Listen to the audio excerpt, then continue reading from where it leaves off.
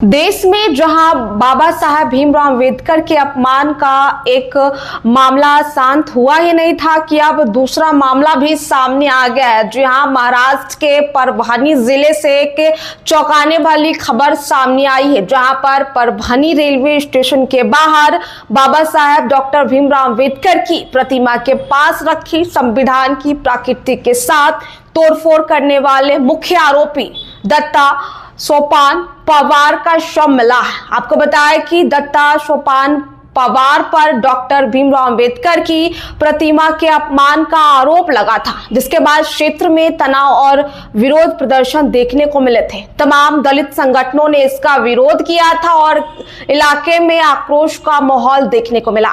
अब आरोपी का शव मिलने से मामला और भी गंभीर हो गया और चौंकाने वाली बात यह भी है कि दत्ता सोपान 4 दिन पहले ही जमानत पर जेल से बाहर आया था और अब पुलिस इसे खुदकुशी का मामला बता रही है। फिलहाल इलाके में अतिरिक्त पुलिस बल तैनात कर दिया गया है और प्रशासन ने लोगों से शांति बनाए रखने की अपील भी की है।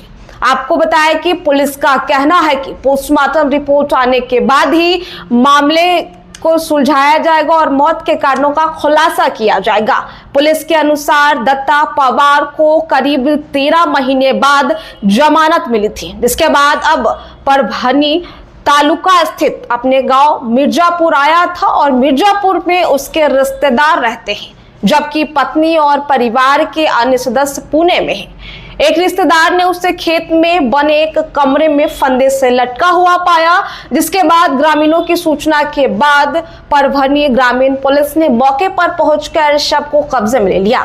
पुलिस इस मामले में आकस्मिक मौत का मामला दर्ज कर जांच कर रही है और यह सुसाइड या इसके पीछे क्या कारण है, इसकी भी जांच जारी है। बताया जा रहा है कि जेल में रहने के दौरान आरोपी दत्ता सोपान का मानसिक स्वास्थ्य ठीक नहीं रहता था और उसका डिप्रेशन का इलाज भी चल रहा था। 8 जनवरी को उसे अदालत से जमानत मिली थी। उसके बाद बाहर आने के महज 4 दिन के भीतर ही उसकी मौत ने हड़कंप मचा दिया। दरअसल पूरा मामला क्या है ये आपको बताते हैं। मामला 10 दिसंबर 2024 का है, जब परभनी जिला कलेक्ट्रेट कार्यालय के बाहर डॉक्टर भीमराव अंबेडकर की प्रतिमा के पास स्थापित संविधान की प्रतीकात्मक प्रति को नुकसान पहुंचाया गया था। मौके पर मौजूद लोगों ने दत्ता पवार को पकड़ा और पुलिस के हवाले कर दिया था। उस समय भी तमाम दलित संगठन के लोग आक्रोशित थे, लगातार विरोध प्रदर्शन भी करते नजर आए थे और इस घटना के बाद परभनी में भारी हिंसक झड़प भी की गई थी। शहर में बंद का ऐलान भी किया गया था और प्रदर्शनकारियों व पुलिस के बीच हिंसक झड़प भी देखने को मिली थी और बड़ी संख्या में पुलिस बल भी तैनात किए गए थे और लोगों से शांति बनाए रखने की अपील भी की गई थी।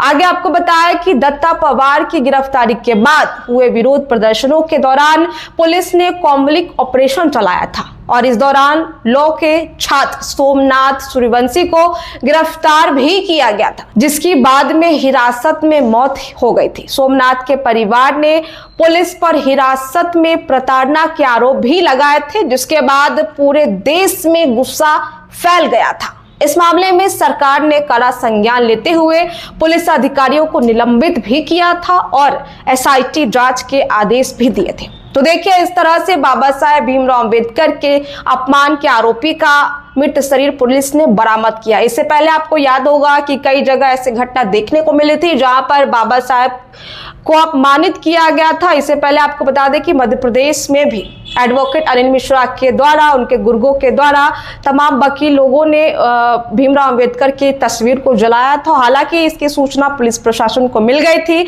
तो वहां भी झड़प देखने को मिला था। उसके बाद अनिल मिश्रा को जेल भी हो गई थी और कई बार कोर्ट में पेशी होने के बाद उन्हें रिहा भी कर दिया गया।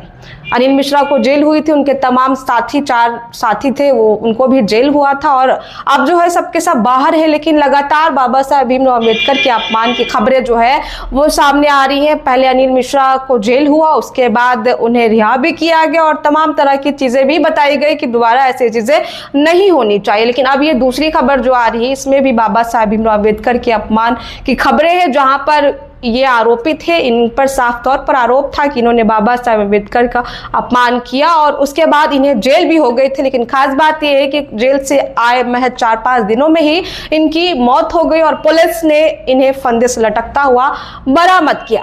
तो फिलहाल इस खबर में इतना ही। आप क्या सोचते हैं इस खबर को लेकर के अपनी राय जरूर दें और ऐसे अपडेट्स के लिए हमारे साथ बने रहें और देखते रहें द एक्टिविस्ट। बहुत बहुत शुक्रिया।